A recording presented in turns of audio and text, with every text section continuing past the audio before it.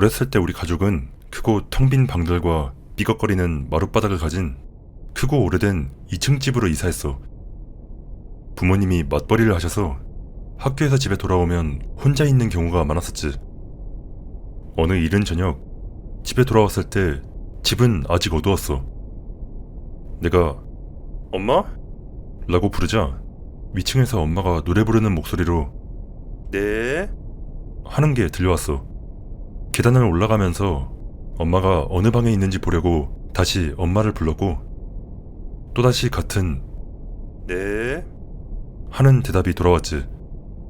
당시 우리는 방을 꾸미고 있었고 나는 이 미로 같은 방들을 어떻게 돌아다닐지 몰랐지만 엄마가 복도 넘어 가장 먼 방 중 하나에 있다는 걸 알게 됐어. 불안감을 느꼈지만 그건 자연스러운 거라고 생각하고 난 엄마를 만나러 달려갔지. 엄마의 존재가 두려움을 가라앉혀줄 거란 걸 알고 있었으니까. 방으로 들어가려고 문 손잡이에 손을 뻗는 순간 아래층 현관문이 열리는 소리가 들렸고 엄마가 밝은 목소리로 사무엘, 집에 있니? 라고 부르는 소리가 들렸어.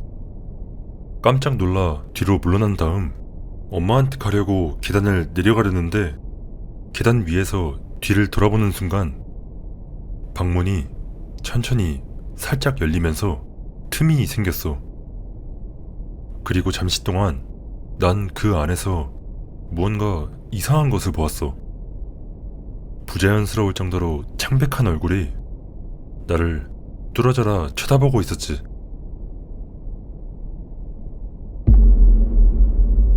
사촌과 스키노코와 마약 중독자. 내 사촌은 좋은 사람이야. 일도 열심히 하고 군대에 갔다 온 다음 마약에 손을 대게 되어서 대학은 안 갔지만 첫 아이를 낳은 날 마약을 끊었고 그 이후로는 단 한 번도 마약에 손댄 적이 없어. 무뚝뚝하고 가끔은 살짝 짜증나게 할 때도 있지만 심성은 착한 사람이야. 내가 말했듯이 그는 마약을 끊었고 아이들을 부양하기 위해 30년 동안 계약직으로 일해왔어. 그러다 언젠가 사촌은 오랜 친구가 그의 주장으론 내부인의 정보를 바탕으로 추천해준 소위 놓칠 수 없는 회사에 은퇴 자금을 투자했는데 그 회사는 망해버리고 덕분에 자신이 하던 조그마한 사업체까지 팔아넘겨야 했던 사촌은 60세에 다시 처음부터 시작하게 되었어. 그래서 사촌은 커다란 화물밴을 한 대 사서 사람들이 필요로 하는 물건이면 어디든 옮기고 다니는 일을 하게 되었지. 이것들은 그의 이야기야. 사촌이 일을 시작한 지 몇 달이 되었을 때였어. 밴을 업그레이드할 만큼 돈을 벌었고 밴 안에도 괜찮은 장비가 갖추어지게 되었지. 난 몰랐는데 차 천장에 딱 맞는 간이 침대가 달린 밴도 있다고 하더라. 만약 짐칸에 여유가 있을 때면 그 간이 침대를 짐칸에 펼쳐가지고 거기서 자면서 호텔 값을 아끼곤 했지. 아무튼 그래서 그는 인디애나주에 있는 도매상으로부터 노스캐롤라이나주에 있는 금속 가공업체로 볼트를 긴급 배달하고 있었어. 하지만 원래 그 일을 맡을 생각도 없었어. 그날 이미 10시간을 운전한 상태였고 일정 기간 내에 일정 시간을 추가해서 운전하면 안 되지만 그는 개인업자라 아무도 이걸 규제하는 사람이 없으니까 그냥 하게 된 거지. 게다가 긴급 배송은 매우 수익성이 좋아. 특히 바이어가 급하면 급할수록 더더욱. 내 사촌이 되어봐. 켄터키와 테네시를 거쳐 노스캐롤라이나까지 남동쪽으로 9시간 걸리는 경로를 지도에 표시해. 오후 6시 반에 출발해. 화물은 다음날 영업 시작 시간 1시간 전, 즉 오전 8시에 도착해야 하므로 9시간 거리를 12시간 반 만에 가야 한다는 뜻이었지. 중부 표준시에서 동부 표준시로 넘어가니까 1시간을 잃게 돼. 커피와 가솔린을 가득 채우고 지옥에서 튀어나온 박쥐처럼 달려나가. 황혼 무렵에 낯선 주들을 지나가는 험난한 운전길. 에팔레치아 산맥을 넘어야 하니 험할 수밖에. 커피를 마셨음에도 불구하고 테네시와 노스캐롤라이나의 경계에 접근할 때쯤 꾸벅꾸벅 졸기 시작해. 지금쯤 운전한 지 5시간쯤 되었으니까 깨어있던 지난 17시간 중 이제 15시간 동안을 운전을 하고 있던 게 되겠지. 전에 말했듯이 그는 약을 끊었기 때문에 각성제 같은 걸 쓸 수도 없어. 산속 아무것도 없는 곳에 차를 세우기로 결심해. 엄청나게 어두워. 휴게소를 못 찾아서 아무 출구나 들어가. 고속도로에서 빠져나와. 주변에 주유소나 식당 같은 건 코빼기도 보이지 않아. 고속도로 진출로 내리막 끝에 정지 표지판이 있고 그 앞엔 양쪽으로 길고 곧게 뻗은 낡아빠진 도로가 있어. 오른쪽으로 돌아서 주차하고 잠깐 눈을 붙일 만한 사업장 같은 걸 찾으려 해. 어디에도 아무것도 없어. 마침내 5마일 이상 아무것도 없었던 주요 도로에서부터 작은 자갈길이 갈라져 나가는 게 보여. 그곳으로 나가 주차한 후 밖으로 나가. 산속에 있는데도 뜨뜻하고 습해. 한여름이었거든. 벌레들이 귀가 떨어져라 울어대. 벤의 뒷문을 열고 기어 올라가 간이 침대를 꺼내가지고 박스 위에 올려. 잠자리를 준비하고 문을 닫고 잠그고 2시간의 잠을 청하기 위해 잠자리에 누워. 항상 그렇듯이 알람을 3개 맞춰놓고 드르렁 쾅. 일어나. 벌레들이 조용해. 심장이 미친듯이 뛰고 있어. 자신이 꿈을 꾸고 있진 않나 생각해. 숨을 고르려고 노력해. 쿵. 벤 옆면에 무엇인가 부딪히는 소리. 밖에서 들리는 크고 날카로운 비명소리. 잠시 설명을 하자면 벤은 밖에선 잠금을 해제할 순 없지만 짐칸에서 앞좌석으로 가는 것도 불가능했어. 좌석과 짐칸 사이에 벽이 있거든. 그러니까 사촌은 한밤중에 산속 외딴 곳에서 무엇인가 비명을 지르며 벤에 부딪혀대고 있는데 핸드폰도 터지지 않고 밖으로 나가지 않고선 거기서 빠져나갈 수도 없는 상황에 처하게 된 거지. 쿵. 무엇을 할 수 있을지 생각하며 당황하지 않으려 했어. 지금 산 위에 있는데 밖에 있는 무언가는 자신을 절벽에서 밀어내려 하고 있는 건 아닐지 걱정이 돼. 그것이 다시 비명을 질러. 사촌은 총이 없었어. 큰 주머니 칼과 타이어 렌치만 가지고 있을 뿐. 좋은 생각이 나. 열쇠를 꺼내 경보기 버튼을 눌러. 벤이 미쳐 날뛰기 시작하고 밖에 있던 무언가는 그게 정말 마음에 들지 않았는지 벤을 미친듯이 때리기 시작해. 그러다가 그것이 소리쳐. 그 안에 있는 거 다 알아. 튀어나와 이 새끼야. 끝내주는구만. 그건 웬 약에 절은 촌놈이었던 거야. 운전석 창문을 깨뜨리고 사촌의 물건을 미친듯이 뒤지기 시작해. 사촌은 그것을 기회로 삼아. 한 손에는 타이어 렌치를 쥐고 다른 손에는 접어둔 칼을 들어. 트럭 뒷문을 열고 벤 주위를 전력 질주해서 돌아가. 사촌은 깜빡이는 벤의 경보등 불빛에 비친 실오라기 하나 걸치지 않고 자신의 피를 뒤집어 쓰고 있는 약쟁이를 발견해. 약쟁이가 달려들고 사촌은 옆으로 피한 다음 타이어 렌치로 그놈의 대가리를 후려쳐. 그가 바닥에 널브러져. 사촌은 미친듯이 뒤로 달려가 뒷문을 닫고 벤에 올라타 노스캐롤라이나에 있는 배달지로 곧장 차를 몰고 가. 자갈길 옆에 쓰러져 있는 그 약쟁이를 뒤로하고. 사촌은 그 후 흥분 상태로 며칠 동안씩이나 잠을 자지 못했고 창문을 수리하느라 엄청나게 비싼 비용을 지불한 후에도 한동안은 호텔에 머물렀어. 그곳에서 차나 자전거 같은 그 약쟁이가 걸어서 벤까지 왔다는 사실을 부정할 만한 증거는 발견되지 않았어. 사촌은 몇 달 동안 구글 뉴스에 거기서 시체가 발견되었다는 기사가 뜨진 않는지 살펴보았지만 아무것도 뜬 게 없었다고 주장했어. 그러니 그 빌어먹을 놈에게 무슨 일이 일어났는지는 신만이 알겠지. 사촌은 노스캐롤라이나를 떠나기 전에 총을 샀어. 다음 포스트. 그래서 우리 사촌은 총 없이는 절대 배달하지 말라는 교훈을 얻게 되었어. 그리고 결국 그 총이 필요하게 될 일도 생기게 되었지. 그건 또 다른 이야기긴 하지만, 그렇게 초자연적인 건 아니지만 사람들이 듣고 싶어 한다면 한번 써볼게. 그리고 사촌은 많은 배달기사들이 그렇듯 진짜 돈은 서부에 있다는 걸 깨달았어. 산이나 사막에서 살아남으려고 애쓰는 낡고 쓰러져가는 광산마을까지 장거리 배달을 하는 거지. 그곳은 넓고 탁 트이고 험난한 땅인데 배달 스케줄을 맞추려고 12시간 동안이나 운전할 의향이 있거나 그럴 능력이 있는 사람은 많지가 않아. 꾸준히 일할 사람은 더더욱 적지.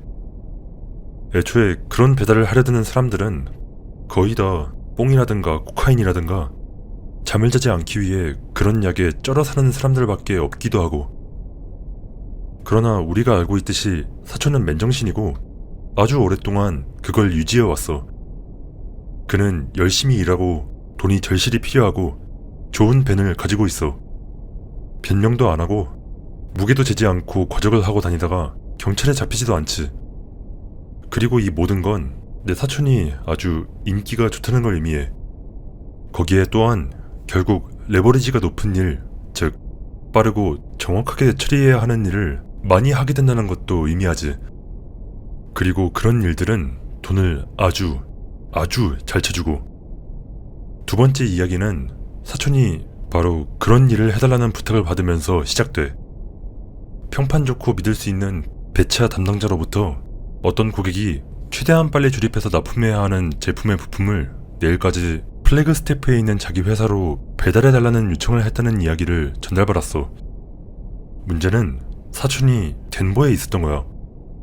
거기까지 가려면 험난한 산과 사막을 지나 11시간을 운전해야 했어. 설상가상으로 짐은 그의 벤에 싣기엔 법적으로 너무 무거웠어. 하지만 고객은 절박한 상황이고 배차 담당자는 이 물건들을 제 시간에 배달하기 위해선 터무니없는 돈을 기꺼이 지불할 것이었지. 11시간 작업에 기름값까지 따로 해서 3,000불을 말이야. 그러니 어쩌겠어. 사촌은 배차 담당과 연락해서 벤에 전례 없는 양의 화물을 채웠어. 만약 경찰이 차를 세운다면 사촌은 아주 좆되는 거였지. 그는 노스캐롤라이나 사건 때와는 달리 하룻밤을 푹 자고 일찍 출발했어. 내 사촌이 되어봐. 운전은 대부분 별일 없이 지나갔어. 유타에서 한번 경찰이 옆에 차를 세우고 의심스러운 눈초리로 쳐다보긴 했지만 때마침 지나가던 과속 차량을 쫓아 사라졌지. 해가 막 지기 시작할 무렵 사촌은 나바호 자치국을 통해 남쪽으로 향해. 나바호 자치국에 오는 건 처음인데 심지어 어둠 속을 뚫고 들어가고 있지. 이 이야기가 어디로 흘러가는지 알겠지 이제? 주변에 아무것도 없고 그곳은 정말 소름 끼쳤어. 사촌이 말했어. 그러다 마침 그곳에서 태어나서 가장 아름다운 하늘을 보았다고 해. 끝도 없이 펼쳐진 별들, 마치 자기가 타고 있던 벤이 그 낡은 고속도로에서 두둥실 떠올라 별들 사이를 지날 것만 같았다면서. 그렇게 사촌이 중서부의 원주민 보호구역에서 보냈던 시간을 떠올리며 즐겁게 시간을 보내고 있었는데 우리는 오지브웨족의 피가 섞여 있었거든. 무언가 그의 눈가에 포착되었어. 흐릿한 검은색 얼룩이 헤드라이트 불빛 가장자리를 따라 왼쪽으로 그리고 훨씬 앞쪽으로 스쳐 지나가. 운전하며 고개를 돌렸지만 당연하게도 이 칠흑 같은 어둠 속에선 아무것도 보이지 않아. 하지만 형체는 계속 나타나. 눈을 비비고 고개를 저으며 다시 도로에 집중하려고 노력해. 하지만 형체는 여전히 거기에 있어. 이제 몇 마일이 지나갔지만 형체는 여전히 사촌의 앞에 있어. 헤드라이트에 문제가 있나 하고 생각해. 둘 중 하나에 죽은 벌레라도 들어갔나? 그러다 달빛에 비친 넓고 평평한 사막이 나타나고 처음으로 그것을 완전히 보게 돼. 늑대들인가? 차 바로 왼쪽으로 400m쯤 떨어진 곳에 있어. 아니야, 늑대 한 마리야.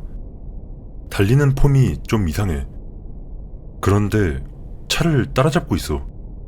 이런 생각을 하자마자 그 늑대가 약간 뒤처지기 시작했고 사촌은 도로에서 벗어나지 않도록 집중해야 한다고 자신에게 되뇌어야 했어. 하지만 다시 확인했을 때 늑대는 여전히 400m 떨어진 곳에서 여전히 이상하게 꿈틀거리며 그의 사각지대와 거의 수직으로 달리고 있어. 사촌은 자신이 미쳐가고 있는 거라 생각했어. 말도 안 되잖아, 그지? 하지만 늑대는 계속 움직였어. 그리고 그때 어떤 일이 일어났는데 사촌은 그 일을 절대 잊지 못할 거라고 덧붙였어. 사촌은 이 이야기를 하는 걸 별로 좋아하지 않았어. 사실 이야기 자체를 하는 걸 별로 안 좋아했지. 과묵한 사람이었으니까. 애초에 이 이야기도 1년 만에 가족 모임에서 만나서 같이 밤을 지새우게 되었을 때야 해준 이야기였어. 그리고 사촌은 정말 있었던 일이라고 맹세했고 불안해졌어. 경찰에 있는지 확인하고 그 괴상한 치타 늑대를 따돌리고자 벤의 속도를 시속 80마일까지 올려. 잠시 동안 늑대를 완전히 뒤로 한 듯 보였고 만족해. 그러나 그때 뒷덜미에 털이 곤두서고 식은땀이 나기 시작해. 시야 가장자리에서 무엇인가가 움찔거리고 있어. 어깨 너머로 시선을 돌려. 그곳엔 또 그 늑대가 있어. 또다시 벤을 따라잡고 있어. 그러나 이번에 그것은 뒷다리로 일어나 달리고 있어. 내 사촌은 다시 한번 고개를 돌려 그것을 확인했고 눈이 머리에서 튀어나올 정도로 놀란 다음 프락스를 밟았어. 그러자 그 늑대는 추격해오기 시작했지. 어깨 너머와 속도계를 미친듯이 번갈아서 바라봐. 도로는 거의 쳐다보지도 않았지. 가속 페달을 밟고 있는데도 늑대가 점점 가까워지고 있어. 얼마 지나지 않아 늑대는 길가에까지 다가왔고 그러더니 천천히 반대 차로를 넘어오기 시작해. 약 1마일 앞에서 반대 차로를 질주하는 커다란 한 쌍의 헤드라이트가 보여. 완전히 아드레날린으로 가득 찬 공황 상태에 빠져 저 세미트럭이 이 빌어먹을 늑대를 들이받게 만드는 데에 온 정신을 집중하기로 결정해. 마른 침을 삼켜 땀을 너무 많이 흘려 손이 핸들에서 미끄러지고 입을 통해 거칠게 숨을 몰아쉬어.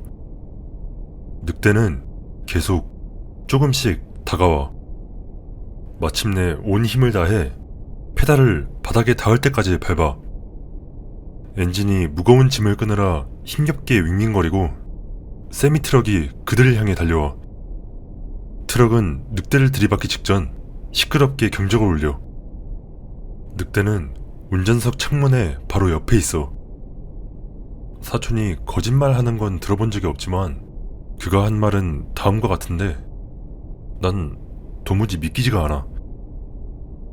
늑대는 사촌의 벤에 몸을 납작하게 붙이고 늘어나더니 검은 그림자로 변해. 결국 그것은 인간형의 모습을 하고 그 과장된 생김새를 가진 얼굴을 차 창문에 납작하게 붙여. 세미트럭이 굉음을 내며 지나가자 그것은 바깥쪽에 김이 서릴 정도로 창문에 딱 붙어서 커다란 눈을 부릅뜨고 채셔 고양이와도 같은 웃음을 지어. 그것의 눈으로부터 시선을 돌릴 수가 없어. 그것은 살면서 본 것 중 가장 사악한 미소였고 무언가 잘못되었다는 서늘한 느낌이 마음속 깊은 곳에서 느껴져. 세미트럭이 지나가자 그것은 귀청이 터질 듯한 웃음소리를 내며 뛰어올라 근처 바위에 올라앉아. 가쁜 숨을 몰아쉬며 옆좌석에 토하고 계속 악셀을 밟아. 그것은 뒤에 남아서 소리 지르며 웃음소리를 토해내. 사촌은 여전히 춥고 메스꺼운 채로 하적지에 도착해. 고객의 눈을 마주칠 수가 없었어. 사촌에게선 토사물의 냄새가 났고 그는 고객한테 그거에 대한 이야기를 했어. 다시 말하지만 사촌은 매우 과묵하고 매우 무뚝뚝한 사람이야. 모르는 사람한테 이런 일을 얘기했던 걸 보니 엄청 충격을 받았던 게 틀림없었어. 고객은 그가 취했다고 확신했고 사촌은 다시는 그에게 배달하지도 나바호 자치국을 가로지르지도 않았지. 다시는. 고객의 창고 직원 중 한 명의 강한 권유로 사촌은 나바호족 주술사를 만났어. 주술사는 깃털로 그를 쓰다듬으며 축복을 해주었고 사촌은 또다시 구토를 한 다음 씻은 듯이 나왔다고 해. 그래서 여기까지가 우리 사촌이 스키노커를 만났을 때의 이야기였어.